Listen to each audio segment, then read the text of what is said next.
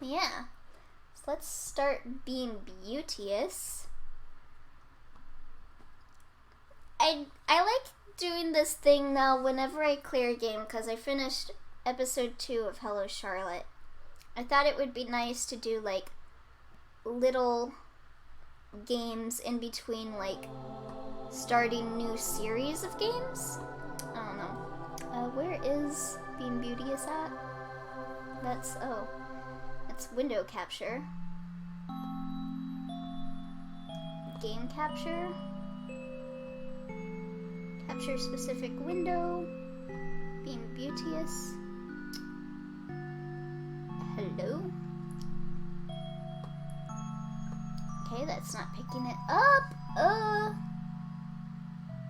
Window capture. Okay, there we go. There we go. Let's see, how big should I make this look? I wish that OBS was a little bit better with adjusting the size of these things. Okay, I guess that's how I'll be having it. Sorry about that. Alright. So, yeah. Let's open the book. Just low-key spoiled something in Umineko, but God. Okay, so we got a bunch of languages here, but I only know Japanese and English, and I'm not very fluent in Japanese. Let's see. This music is making me feeling some type of way. Feels kind of nostalgic. Yeah, it's pretty nice music. There was once a man who married for the second time to the haughtiest and proudest woman that anyone had ever met. He only had one child, a young girl who was sweet and kind beyond comparison, qualities that she inherited from her late mother, which annoyed her stepmother without ever growing weary with it. Okay, so I can't use the X button to proceed. As soon as the wedding had ended, the vixen had a sudden burst of grumpiness, and she could not bear the qualities of the child, which made her two daughters, who were exactly the same as her, seem even more obnoxious. I thought you were going to say I only know English and Japanese and I'm not fluent in either. I mean, that's not very wrong either. I mean, do I really know English? The more the young girl showed to be someone gracious and understanding, the more the woman felt humiliated and embarrassed. Such perfection burned her face more surely than any mirror, and, not being able to stand that, the stepmother instructed the child to do the vilest of chores in the house. Yeah, what the heck is English, right? Like, they have words like fucking... You got bear, B-E-A-R, bear, B-A-R-E. Like, excuse me? She was the one who cleaned the dishes and stairs, rubbed off the grime on the floor of the stepmother and her daughter's bedrooms, so that she scoured her skin. So yeah, this is definitely Cinderella. The young girl slept on top of the luxurious residence in a maid's room, subjected to air currents on the most terrible winter evenings and on a wretched straw mattress. In the meanwhile, her stepsisters were in heated and auspicious rooms, where they had the most expensive four-poster beds and mirrors in which they gazed at themselves in all day long, admiring themselves from head to toe. The poor girl endured all of this in silence with great patience, according to the precepts of her late mother, and didn't dare complain to her father as she feared that he would scold her because the stepmother had him under her thumb. Once she had finished her chores, she had huddled near the edge of the fireplace, sitting in the cinders, trying to warm herself, which was why in the house she was called Cinderella.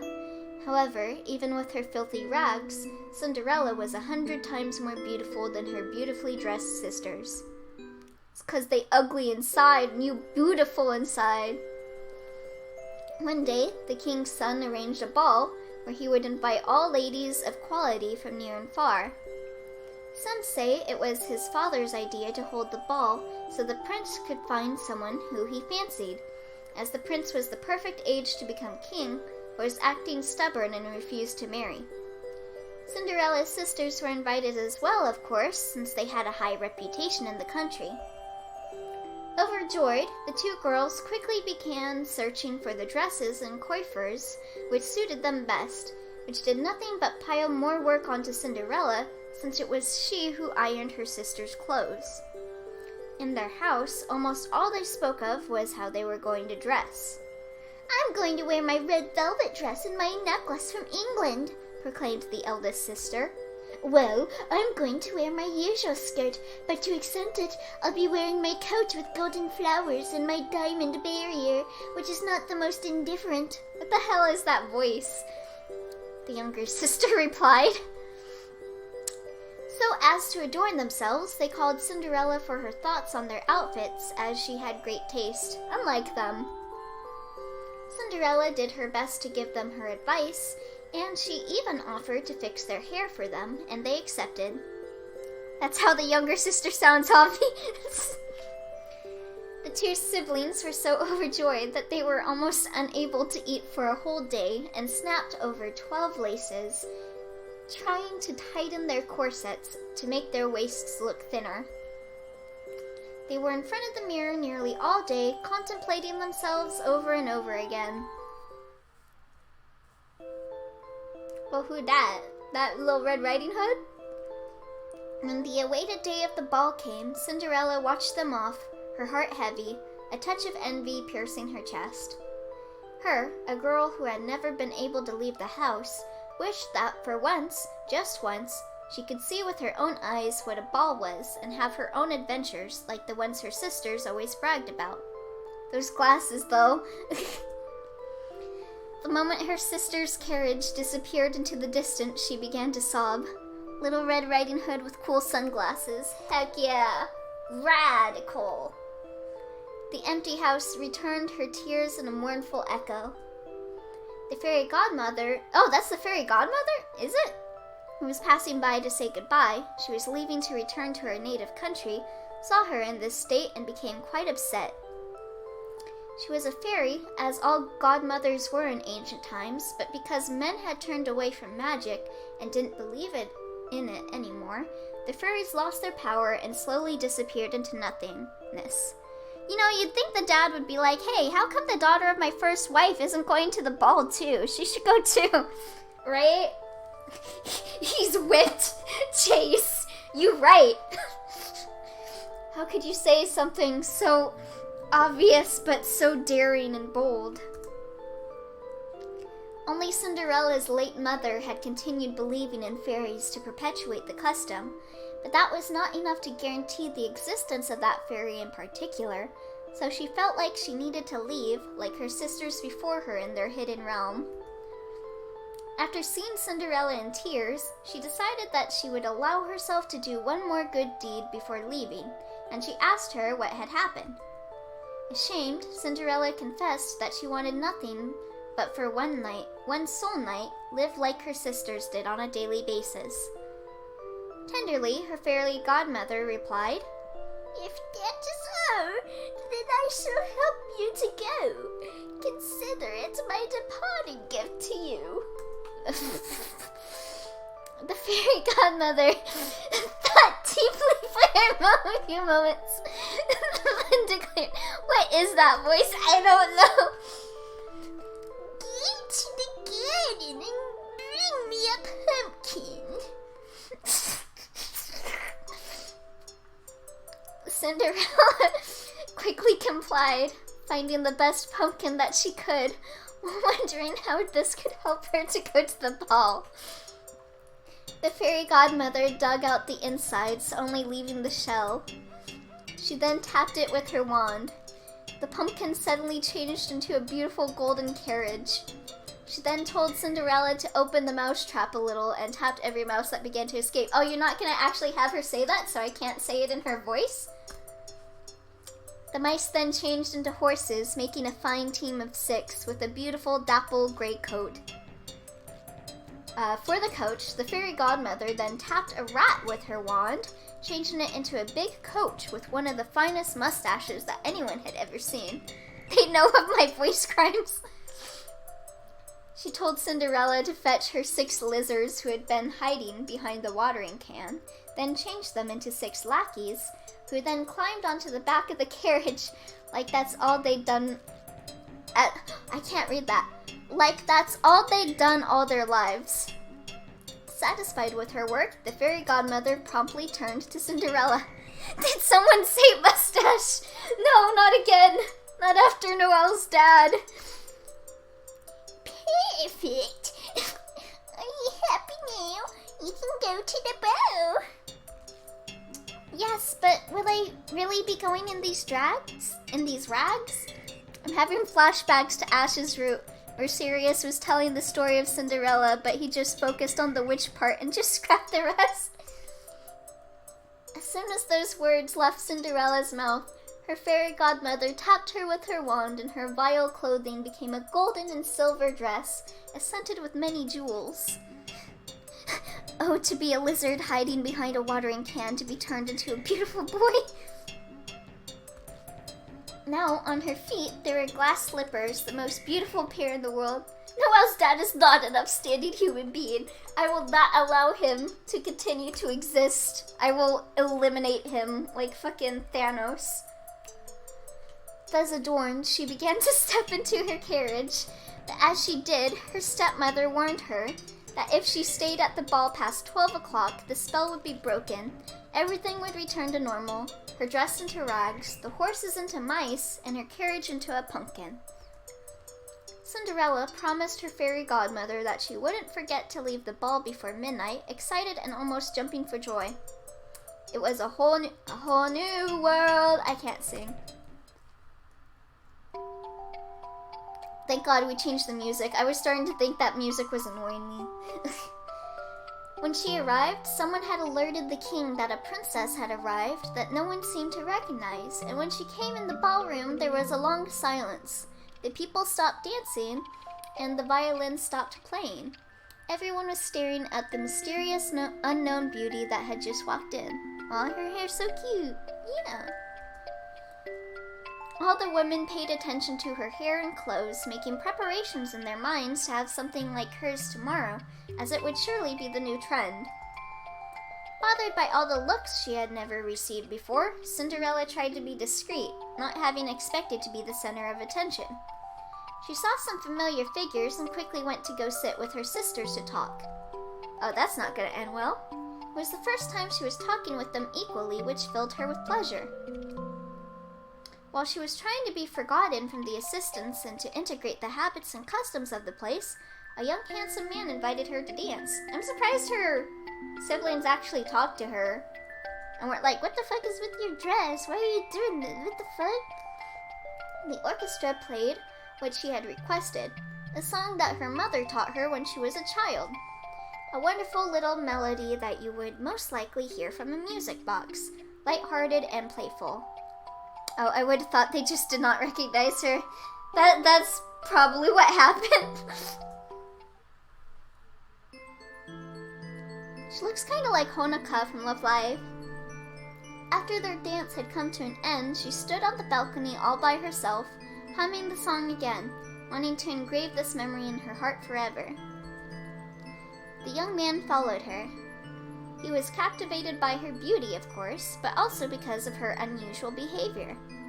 She seemed like a dream to him, disconnected from reality, head in the clouds every once in a while, a bit clumsy, calm and reserved, a true daydreamer. Color. The other ladies posed like peacocks, looking for compliments, complaining about the heat, drafts, time, food, everything. Really thought her hair was darker due to the black and white coloring. Yeah, I thought her hair was like brown or something. But she just stood there and smiled, a soft, mysterious smile on her lips. She sparked his curiosity. He attempted to talk to her with rigorous politeness, courtesies that she shot down as useless drivel. She simply began talking the way she always did, telling him stories and asking questions. Hundreds and hundreds of questions. She seemed so odd in the landscape the man had grown up in that he began to feel more and more at ease with her, more at ease than he'd ever been with anyone before. instant love. Their conversation was sincere, without lies or any false pretenses. She sparked his curiosity. Is that what the kids are calling it these days? He confessed his desire for freedom, his disgust of the golden cage that was imprisoning him, or so he felt. Oh, did I ever tell you guys about how... So, I'm gonna, continue with this while I'm talking, so be sure to read along. But I'm gonna talk about something. There was this one game I had played on my phone, years ago. This was, when I was living in Sacramento all by myself, which really tells you something. But, the game I played was called Be My Princess. I think it was Be My Princess for Green, and it, had a bunch of princes. And there was this one prince in Be My Princess that I really liked. Prince Edward. Of course, because he's a white-haired anime boy, and I'm always weak in the knees for white-haired anime boys, apparently. Well,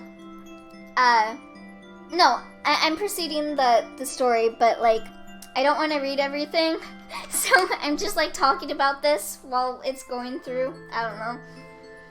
But, so, I was playing Be My Princess, and it has these things where the game is locked, until you, get a certain amount of things, and it takes, forever to do it.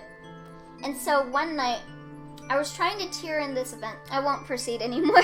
I was trying to tier in this one event in Be My Princess, which always is not a good idea when someone opens up by saying that they are trying to tier in an event that is ending that night.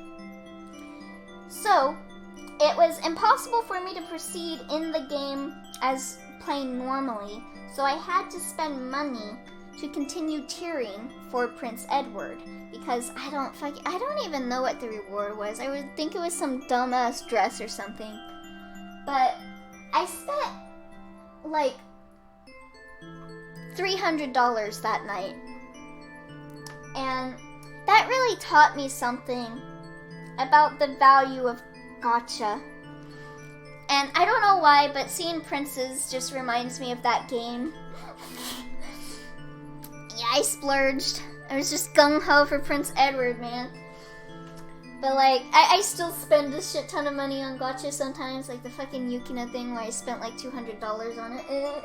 But ever since then, I uninstalled the game that night. I was because I didn't tier, obviously. And I was you know what, fuck this. I'm uninstalling this, and I never came back to that game. It's if I see a character named Edward and he's a prince, I'm Anyway. So, no one had ever centered all of their attention on her, and she felt both flattered and embarrassed. They both seemed to understand each other, even without saying anything. They could feel something unspeakable in the air, a spark, a blush, dry, writhing lips, longing for something. Me at Unstars, I refused to spend money. I'm so glad I didn't try to tier in Unstars. That game is hell to tier in. Cinderella had never been in love before, yet in the darkness of the balcony under the stars, this feeling appeared obvious to her. It was there, so close. A smile lit up her face as she took her turn to step forward, getting closer little by little. The mannerisms of that time would have wanted a lady to keep her distance, and the young man was surprised by this. I cheered once for Subaru, baby boy, baby. Aw, Subaru is a very good boy. I was a Knights P, and I knew I would never tier in a Knights P event because everyone is just crazy for Knights. What an odd girl. Is she real? Will she disappear if I touch her? Of course Hey! Don't say that. Don't say that to me, Morgue Medium, emo, you were probably a re-dead. You were probably a re-dead P, right? Plagued by the influx of conflicting emotions, the sweet joy of no longer feeling alone, and the fear that the other will slowly fade away. The man wanted to ensure her existence, and so he took her in his arms. Maybe so. Don't come for me like this. Hey, you're the one that started it. Morgue Medium, emo fan, 2020. Cinderella's heart skipped a beat. He felt it as they embraced. She closed her eyes, keeping under her eyelids colored sensations yet unknown. We are just ruining this game. I'm so sorry, being Beauteous. Lost in this nameless immensity, she remained still. Warmth of a distant sky filled all of her body. He must have felt the same as he looked at her, forehead to forehead, and stroked her hair. I found you. Their lips touched Wow, they moving kind of fast, to be honest. She would have stayed in the darkness of his bold arms for eternity if it weren't for reality grabbing at her at the last moment. This some kinda Romeo and Juliet shit. Cinderella had nearly forgotten what her fairy godmother had warned her about, so that she thought it was only 11 o'clock when the first bell rung for 12 o'clock. Unfortunately, time had not stopped for them. Oh. Horrified, she shook out of his embrace and fled as lightly as a deer would have done. Her ephemeral lover would have caught her, but she was the fastest, leaving only one of her glass slippers behind, which he, the prince, picked up. Cinderella arrived home breathless, without a carriage, without the horses or lackeys, and without the beautiful dress she'd once worn. But still, her eyes sparkled. She had nothing left from her splendor but one of her slippers, the same as the one she dropped. There's no doubt about it. Fairy godmother must have left me with a little souvenir to remember that enchanting night, she thought to herself. Thanking her fairy godmother with all her heart, she placed the precious slipper somewhere in her attic, hiding it from the rest of her family. It became her talisman. Begone, demons! Look at my glass slipper.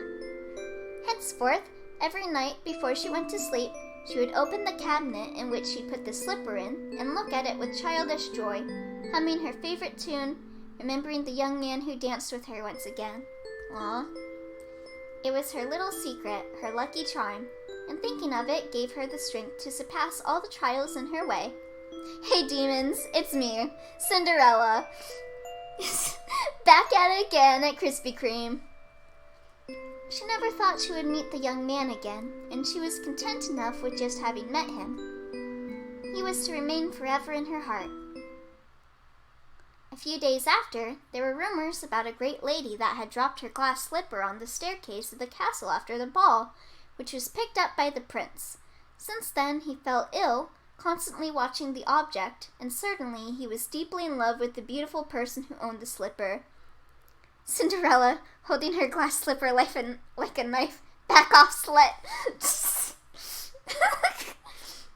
The prince thought desperately of ways to find the young woman again, then announced shortly after that he would marry whomever fits the slipper.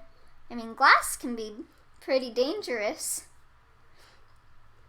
Hundreds of ladies of high rank thronged to the palace to try it on, but unfortunately, in that time, as in ours, most of the ladies had the same foot size. Yo guys, what's your foot size? My size is size 2. Oh dude, so we were doing a thing in my acting class, and one of the questions was to say what your foot size was, and I said 2, and everyone just looked at me like, what the fuck? Because like, I know it's small. I know it's a small shoe size. And like everyone was like, oh, I'm size 9. Oh, I'm size 6. And then it's like, oh, I'm 2. And everyone's like, what? Just looking at me like I'm crazy. I'm like, yeah, I buy my shoes at Walmart in the kids section. I'm a fucking toddler. That's 27. I'm 7.5. Look. Cinderella had regular feet like everyone else, not size 2 like me, so he was unable to determine which of these wealthy ladies to marry. It was obvious that none of them was the beautiful stranger he'd met at the ball. Now that I think about it, how does the glass slipper not disappear at midnight with the rest of her outfit? Right? That's true. Didn't she say that all of it was supposed to disappear? Also, I'm 12.5, by the way. Clown feet. I'm small as always. The king's son fell into depression, and no medicine could cure his melancholy. Nanashi voice, I'm two. One day, a rich countess arrived at the castle holding a glass slipper. She pretended to be the girl he'd been searching for. In reality, she had just spent a fortune by ordering a similar shoe in the hope of becoming a queen, and because she was the richest and most calculative, artisans... Oh my god. I'm so sorry. Artisans under her auspices had completed the work much faster than others, even though many ladies had the same ideas at the same time. Thank you, Reese and Jackie.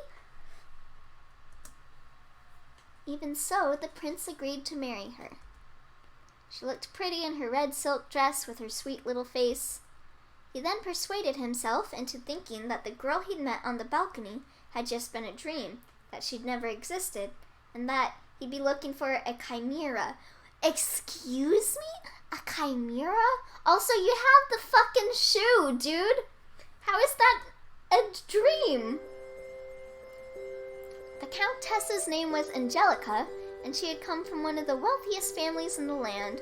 Wish I could marry a chimera! Under her brown wig and angelic stare, there was a desire for endless power that could not be beat by anyone. She's wearing a wig? Quite manipulative, she took no time in completely controlling her husband, forcing him to buy her the most expensive clothing and jewelry. Snatch that wig. After the marriage, the old king passed his throne to his son with relief. The prince was already completely disenchanted. Leading the kingdom was nothing close to being a piece of cake, and he had to satisfy people who never seemed to stop wanting without making any sacrifice. So Cinderella is a brunette. Then why did she have like, I'm confused. Why did she have orange hair when it was color? Oh, the fairy godmother made her a ginger. The slightest reform made him unpopular, and the crowd still screamed for change.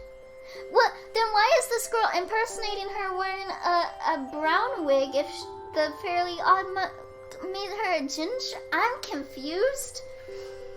After years of seemingly endless paperwork and crawling right under urgent problems, he eventually fell prey to limpness and just let his ministers govern the country in his place, as he feasted in the palace, digging a deeper hole in the country's debt.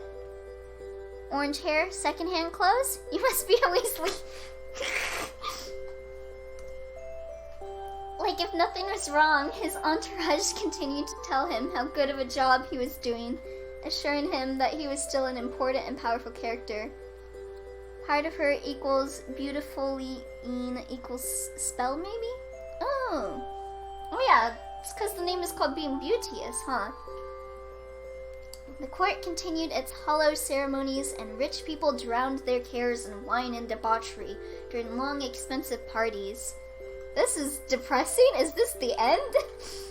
As the new king ate and drank so much, he became large and pot-bellied, lost his charm, and wore makeup to hide from the eyes of all the aristocrats who had already noticed it. So, like, I've never read the original Cinderella. Is this what happens? He no longer found comfort in his private life, as Angelica was making his life hard.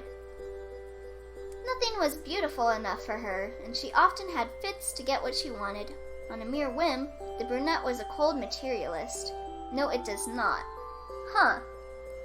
She wanted and wanted, but nothing seemed to satisfy her. Like, this kind of reminds me of, like, the original Little Mermaid, where, like, the prince marries fucking Ursula. Looking for new pleasures to experience, she also began to seek new lovers. Does he not realize she's wearing a wig? I mean, so they're royalty, right? And royalty has to produce a royal child. Like, that's the whole reason why you marry. So haven't they been, like, at this point, haven't they been in bed? How does he not realize that she has a wig, though? The couple had never really liked each other, so it took no more than 3 years before they jumped at each other's throats constantly. Cinderella and the prince get married, and the stepmother and her daughters has to dance in iron-hot shoes until she dropped dead. Oh yeah, that's a good ending. Determined as she was, Angelica decided their children's education, and the king could not say anything about it. Also, of course her fucking name is Angelica. Fucking Rugrats looking ass. Years and years passed, the last one seeming slower than the previous, crushing the king with weariness. He's not good in bed, I guess. Oh boy. Meanwhile, Cinderella led a completely different life. She finally found the courage to go against the will of her stepmother, who then kicked her out. The prince is in a pickle. Oh, the baker's wife, who felt pity for the young girl, took her in. She learned it and gained a strong passion for baking. You know, I was expecting the story to have a more darker tale, but this was definitely not what I was expecting. Being young and pretty, she had also to endure the advances of the baker and had too much sincerity to open to his wife. Is this a bad ending? Well, there hasn't been any choices, so I wonder if this is kinetic? Reluctantly, the baker's wife asked her to go away. I actually didn't read too much on the itch.io page, so. Out on the street and penniless, Cinderella didn't give up for all that, and she crossed paths with a rich burgess, whom she sold her virginity to in exchange for money to open her own bakery. Thanks to her tenacity, her business succeeded in a very impressive time. Cinderella, but it's just the harsh reality. Oh. Soon, word spread all around the land, and in addition to the bakery, she developed a pastry for the attention of the wealthiest customers. Wow, this is depressing. Business went well for her as she managed to survive financial crisis without losing too much. She lived by herself, but she hired apprentices whom she thought of as her own children. It wasn't rare for hungry street kids to approach this shop to try to steal a piece of bread, but she would always recognize their eyes salivating with envy and would rather offer them a chunk of bread in exchange for help in the bakery, bidding that she meets the prince and they never realized who each other was. Everyone knew her in the neighborhood and praised her for her commitment and vivacity. This gets worse and worse each sentence, right? There were a few courageous men who dared to ask for her hand in marriage, but she refused each and every single one of them, saying she was not worth it. No one knew how to seduce her. Some say you can still hear her humming a soft melody on rainy days when everything is gray, days that have lost their magic. Is that the same melody that she did when she would look at the glass slipper? Cinderella, you deserve more than this.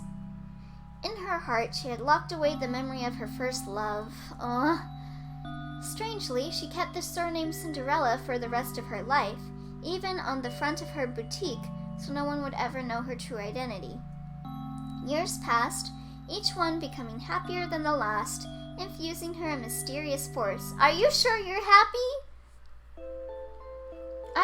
This does not sound happy to me. Nearly 50 years? After the famous night when everything was started, the king was going to throw his last ball in celebration of the last of his children who was getting married. His eldest son had replaced him for some years now, and Angelica had died. Fucking rip! To his great relief, she had gone long before him. He had the firm intention of disappearing into nature and drawing a cross on the hollow life that used to be his. Oh my god! What the hell? This is depressing! The ball reminded him of memories that he thought he'd forgotten. Yeah, the prince won't recognize her when she's 60 years old. Angelica had died to his great... can't blame him. On the did he ever find out that she was wearing a wig all this time, though? On the balcony, just for a moment, he thought he saw that illusion again. He did drink all this away. She wasn't there, of course. How could she? She was only a dream after all, just a beautiful dream, just another chimera. This game is going in so many directions. Right? In a state of melancholy, he told the musicians to play his song, the tune of The Lovely Stranger.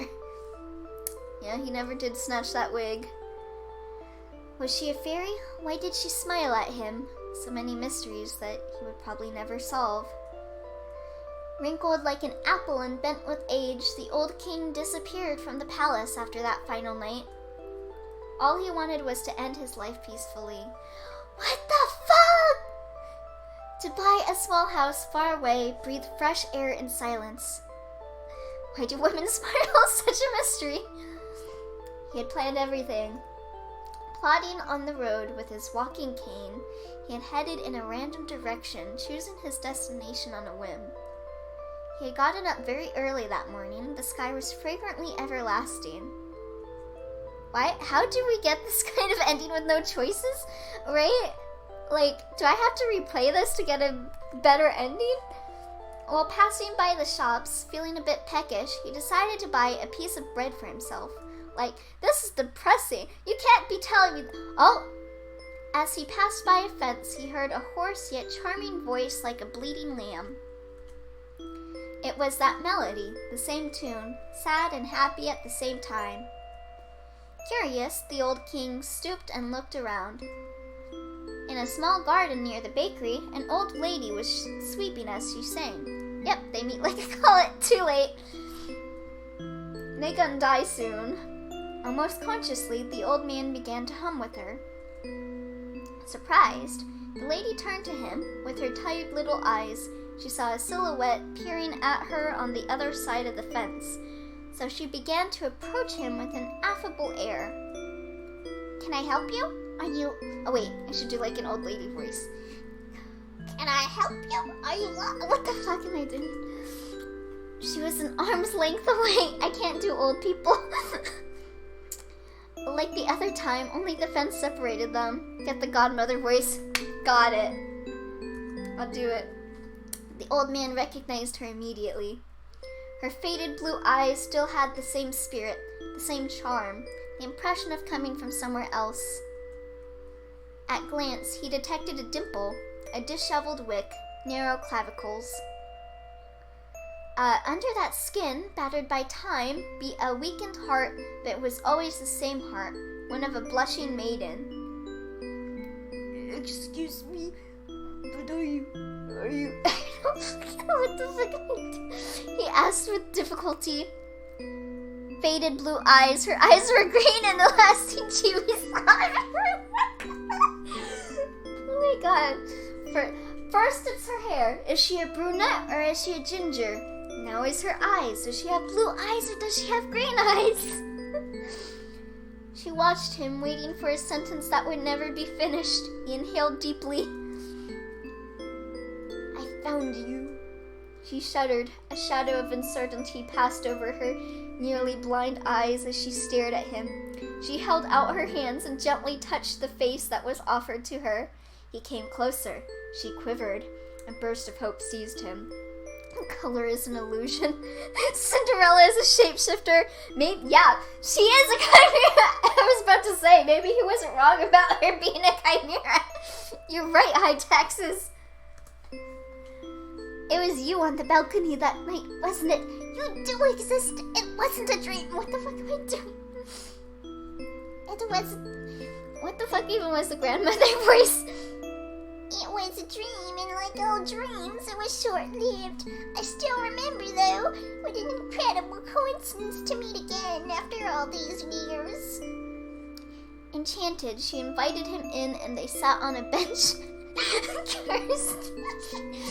They had many years to catch up on together. Are you sure? You guys look like you got maybe like 1 or 2 years at best, maybe? She admitted she never was a princess, that she had lived all this time as a simple peasant. He sighed. He probably would never have been able to marry her in his father's lifetime. He also told her about how he had come to forget, how he had reassured himself, and how that had failed, how he had been through the ringer. What is this? She patted his head gently with a motherly smile. He felt like he had been freed of all his burdens. Then he decided to do something absolutely crazy. He asked for her hand in marriage. About fucking time! Cinderella's eyes widened and her face turned red. She was old and did not have much time left. Neither did he. So it was either now or never. To finish their lives together while they still could.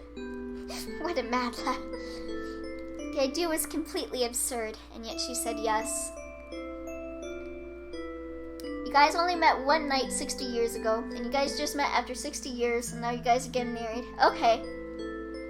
With the money he had left, the old king organized their wedding. It's not too late to make an old man happy. Even though she was in her 60s, Cinderella still looked beautiful. She had this little something unspeakable on her lips, like a stolen kiss. Okay, so yeah, they're 60, so they probably have like another good 30 years. Her white dress suited her perfectly. She protested, proclaiming that she looked ridiculous, but deep down she was happy that she had found her dream. 60s might be. The village mocked them, but they did not care. They were perfect together. And then, is there only one age to love? They found their bodies a few days later, wrapped in each other's embrace like those old trees that could not grow by themselves. Are they dead? The gray hair of the old lady was splayed all over the bed like a rain. That does not look like gray hair. Her skin pale, she rested against the old king, her hands at her side, eyes closed. On her finger, her wedding rings shone. One would have thought they were just asleep, if it were not for their frail bodies, if the open window hadn't been letting a whirlwind of autumn leaves blow in their bedroom. Yeah, they definitely dead. On the sideboard of the living room remained the glass slipper which Cinderella had kept as a symbol of their first encounter. I hate these color inconsistencies. Me too, bro. They lay together, engulfed in an eternal dream, their impassive faces wearing the most beautiful smiles that one had ever seen. I think I need a shot after this game.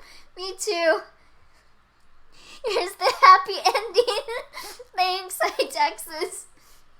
Against the snow of being a high-statured beauty, whistlings of death and circles of secret music make the adored body, like a specter, rise, expand, and quiver. Wounds of black and scarlet burst in the superb flesh. Life's own colors darken, dance, and drift around the vision in the making. Shudders rise and rumble, and the delirious savor of these effects clashing with the deadly hissings and the hoarse music that the world far behind us hurls at our mother of beauty. She recoils, she rears up. Oh, our bones are clothed with an amorous new body. God, that took forever to say. That story was just kind of too real. At least they did die when they were in the middle of, oh my god. Can you imagine they like doing it and then the dude has a heart attack? Yo, you never know. They could have died while they were doing it. I mean, they were in bed. Just saying. So, yeah. That was something. That was a great palate cleanser for Witch's Heart, I must say. Well, they died because they were doing it. You've seen that CSI episode. Oh, you got me. Okay, so that's the end, right? Wow. Okay, so like, see, she's a ginger in this. Okay. Alright. Well, that was being beauteous. Give me like one quick break to cry about the inconsistencies, and then I will get back to playing fucking Deltarune. Be right back.